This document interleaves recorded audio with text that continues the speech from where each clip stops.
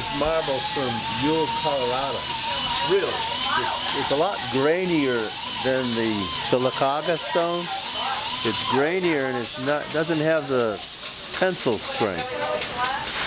Now it has a crack down there that I don't like, and I'm not sure what to do with it. But I thought I would go down until I came to the end of the crack, and maybe kind of repeat this shape over here. So are you just kind of following the stone? I'm following the stone, exactly. Yeah. Like this stone had lumps in it, so I just made the lumps bigger. And ended up with something that's looking to me like it came out of the ocean. It looks, you can see it taking form. Yeah. It almost looks like a mollusk or something like that. Yeah, exactly. Yeah. That's what I was thinking of, something like a seashell. I like that. Yeah. And I'm hoping to polish it. I can polish it, but I can't get real sharp edges. Like with this Sylacauga stone, I can get sharp edges enough to cut yourself on. This is really strong stone and fine grain. Now, is this a harder stone, maybe? No, it's actually softer. Softer? It comes from the Ewell Quarry in Colorado, which is 140 years old. It's been around as long as Sylacauga. Wow. It's a very white. This is a warmer white. I like it better, actually.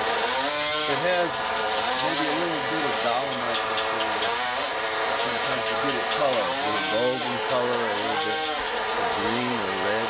Sometimes the red comes from iron. That would come a long way since I saw it the other day.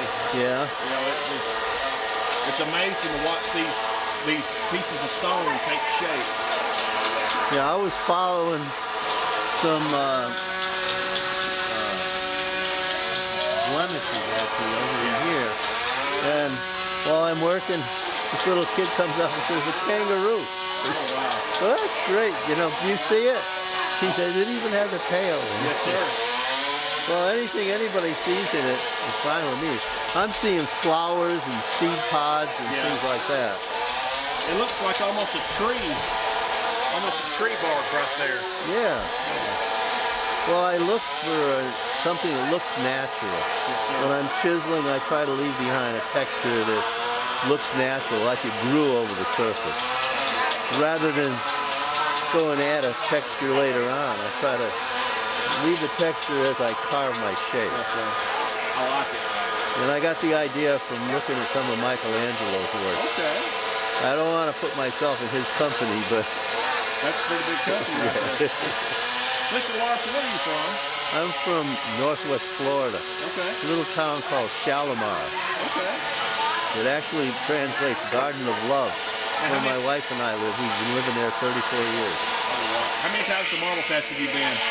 This will be my fourth, but I've been coming to Sylacauga for marble since the early 1970s. Wow.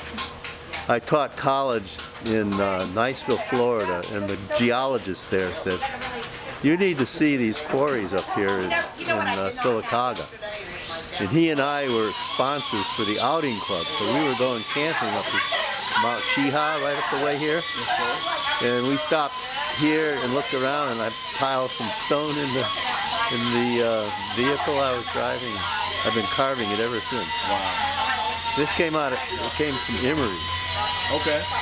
This one came from the Alabama marble where they cut the dimensional stuff. But I have a couple of pieces in the library that came from Emory's, and they're actually rejects because they had so much color in them from the dolomite I was mentioning earlier. But I like all those imperfections so that I can follow them around and, you know, the stone will suggest shapes to me. Yeah. Because I really don't know where I'm going.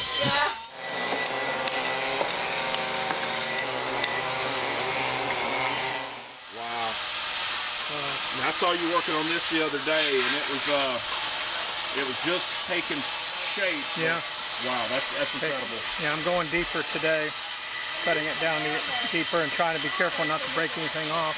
It's a Presbyterian cross, and it was just a beautiful piece of stone, marble that has just a wonderful shape to it. So I wanted to keep it as close to what the original shape was. But, What was your inspiration behind this one? the church that I go to, Trinity Presbyterian in Montgomery, is where my wife was born and raised. We were married there, and we were going to make one for them. And I was going to do a bigger one, but I decided I better do a small one first to learn how. So this one, the marble is bigger than, heavier than the two of us could pick up. So. One thing I've noticed about a lot of the artists out here is a lot of them are following the shape of the stone. Is that more of a traditional way? Yeah, that's just the way. You know, you look at a stone like this one here. When I saw it, I knew what I wanted to do with it. My daughter and son-in-law just bought a house a couple days ago, and that's their number, and it's going to be out in their yard. And so this mica mixed in with the Sylacauga marble just made a real dramatic effect. So I immediately done that, and then I'll paint the letters gold when I get finished. How long have you been coming to Marble Fest? This is my second year. So I used to be the pastor of Knollwood Presbyterian Church here 30 years ago, and so I'm glad to be able to come back and visit and see all my friends and members of the church and come back to Sylacauga.